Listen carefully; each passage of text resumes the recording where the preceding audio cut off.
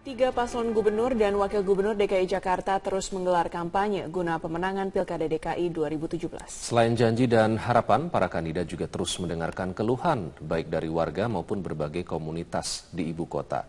Dalam kegiatan akhir pekannya, Cagup DKI nomor urut 1, Agus Yudhoyono bersama istrinya menghadiri undangan komunitas Kalisari di Jakarta Timur. Agus memberikan sambutan di hadapan warga yang akan mengikuti lomba senam bersama. Agus juga berdialog dengan warga koperasi Kalisari. Sementara itu, Cawagup DKI nomor urut 2, Jarod Saiful Hidayat hari ini membuka Pekan Amal Yayasan Suci di Pantai Indah Kapuk, Jakarta Utara. Kehadiran Jarod untuk mendukung kegiatan sosial yang diselenggarakan oleh masyarakat. Jarod mengajak semua lapisan masyarakat untuk aktif mendukung program sosial yang berpedoman pada kepentingan kemanusiaan serta melestarikan seni dan budaya. Dalam acara ini, Jarod juga mendukung pembangunan rumah sakit berskala internasional di wilayah DKI untuk mengoptimalkan pelayanan kesehatan.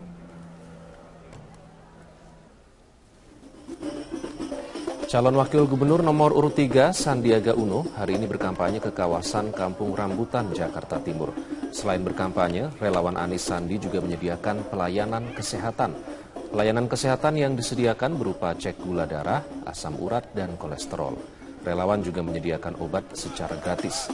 Dan seperti biasa, Sandi juga berdiskusi mengenai kendala yang dihadapi oleh warga Jakarta.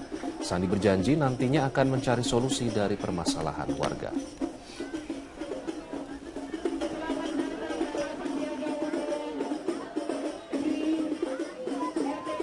Pemirsa, animo masyarakat untuk mengikuti sidang tersangka dugaan penistaan agama Basuki Cahayapurnama begitu besar. Oleh sebab itu, hari ini Komisi Penyiaran Indonesia bersama dengan Ormas Islam, Komisi Yudisial, dan Pengadilan Jakarta Utara menggelar pertemuan membahas teknis peliputan sidang Ahok. Dalam pertemuan tersebut hadir pula perwakilan dari setiap media televisi untuk membahas bagaimana penyiaran sidang Ahok. Pertemuan ini bermaksud mencari jalan keluar di tengah kontroversi sidang Ahok, apakah bisa disiarkan secara langsung atau tidak. Menurut Ketua KPI Yuliandre Darwis, jika sidang Ahok berlangsung terbuka, maka bisa berdampak pada kesaksian ahli yang dihadirkan. Mereka bisa terintimidasi karena dianggap berbeda pendapat dengan kelompok lain. Dengan kata lain, jika sidang Ahok berlangsung terbuka, dikhawatirkan bisa memecah belah bangsa. Untuk itu, pertemuan antar lembaga ini mencari jalan tengah sidang Ahok. Sidang Ahok bisa terbuka, disiarkan secara langsung manakala telah memasuki sidang vonis. Kendati sudah ada kesepakatan soal sidang Ahok, keputusan akhir apakah sidang Ahok bisa terbuka atau tertutup bergantung pada kewenangan Ketua Majelis Hakim yang menyidangkan Ahok. Nah, dalam sebuah proses pengadilan, live atau tidaknya ditentukan oleh siapa? Tadi jelas sekali Pengadilan Negeri Jakarta Utara dan termasuk Komisi Yudisial dan pakar hukum menyatakan bahwa yang berhak menentukan live tidak live sesuai dengan pasal 217 itu menyatakan bahwa harus izin dari majelis hakim. Nah, kita tunggu apakah majelis hakim pada hari Selasa itu mengizinkan ini menjadi siaran langsung atau tidak. Itu sih menjadi entry point dari konsesi bersama pada hari ini. Sementara itu, hal serupa juga diungkapkan Dewan Pers. Mereka juga mengingatkan bahaya perpecahan bangsa jika sidang kasus dugaan penistaan agama yang menjerat Basuki Cahayapurnama disiarkan secara langsung oleh media televisi. Saja pengadilan nanti akan menyatakan terbuka atau barangkali terbuka terbatas, maka pertimbangan teman-teman terutama media televisi karena ini punya dampak langsung adalah harus melihat kembali untung dan rugi terkait dengan nanti ketika saksi-saksi sedang diperiksa atau ahli-ahli dimintai keterangannya di pengadilan. Karena itu akan memecah bangsa dan bukan tidak mungkin setiap saksi dan ahli yang hadir akan dibully oleh pihak yang tidak terbuka. Itu suatu azas dalam masyarakat yang demokratis ya. Tetapi dalam keterbukaan itu baru bermanfaat kalau ada ketertiban. Karena itu keterbukaan ada batasnya seperti dikatakan Pak Stanley tadi. Sementara itu, tersangka kasus dugaan penistaan agama Basuki Cahayapurnama atau Ahok mengakui kasusnya sudah menimbulkan perpecahan di masyarakat. Oleh karena itu, dirinya meminta agar persidangan digelar terbuka layaknya persidangan Jessica Kumala Wongso. Dirinya meminta sidang digelar terbuka layaknya kasus ini agar masyarakat dapat menilai apakah dirinya memenuhi unsur penistaan agama atau tidak. Dalam sambutannya di sela-sela kampanyenya di rumah Lembang, Ahok menilai perlunya persidangan yang terbuka untuk memberikan kesadaran pada masyarakat apakah dirinya memang terbukti memenuhi unsur penistaan atau tidak. Dia mengakui keadaannya saat ini tidak lepas dari peran media sosial. Berbagai macam informasi yang tersebar di media sosial dan tidak adanya cross-check atas informasi ini membuat dirinya seolah-olah menghina agama sehingga menimbulkan perpecahan di masyarakat. Bapak Ibu, Selasa adalah kesempatan saya menyampaikan di hadapan hakim bahwa saya tidak ada niat, tidak pernah menghina atau menafsirkan ayat tertentu. Saya bilang sama stasiun TV semua, kalau mau adil, jangan cuma Jessica diliput dong, yang saya juga harus diliput. Supaya semua orang bisa lihat ada nggak unsur saya. Kalau tidak ada unsur, ya mohon hakim yang seadil-adilnya. Kayak saya mau kerja, saya mau kampanye.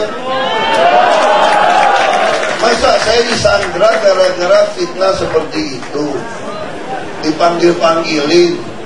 Nanti kalau dinyatakan terdakwa, saya dinyatakan non aktif lagi. Saya mau kerja untuk orang Jakarta.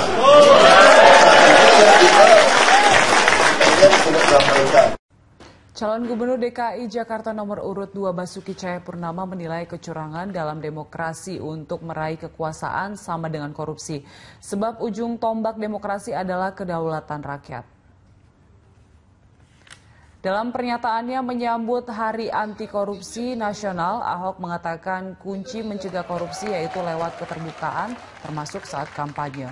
Untuk menyelesaikan masalah korupsi, langkah utama yang perlu ditempuh lewat transparansi. Ex-Bupati Belitung Timur itu mencontohkan semangat transparansi bisa diterapkannya dalam penggalangan dana kampanye dan masalah proyek yang ada di DKI Jakarta. Ahok yang sudah 3 kali menerima penghargaan tokoh anti korupsi nasional mengaku selalu menerapkan keterbukaan dalam setiap pekerjaan proyek yang dilakukan di lingkungan Pemda DKI.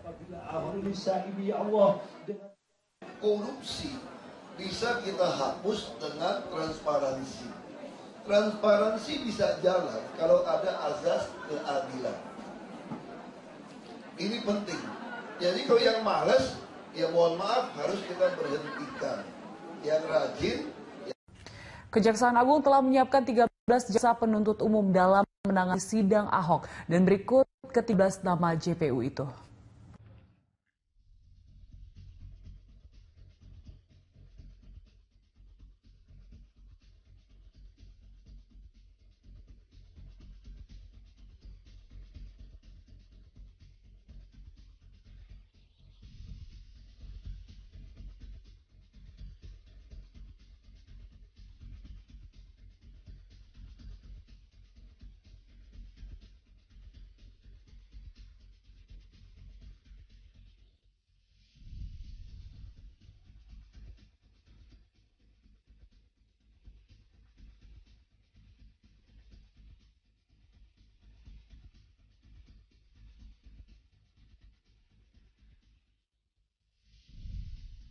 Sementara itu, tersangka penistaan agama Basuki Cahayapurnama mengaku kasus dugaan penistaan agama yang dihadapinya membuat perpecahan di masyarakat.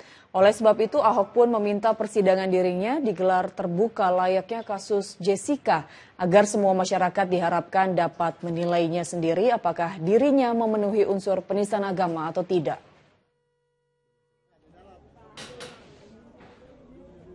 Dalam sambutannya saat menerima masyarakat di rumah Lembang, Ahok menegaskan permasalahan dugaan penistaan agama ini juga tidak lepas dari sosial media.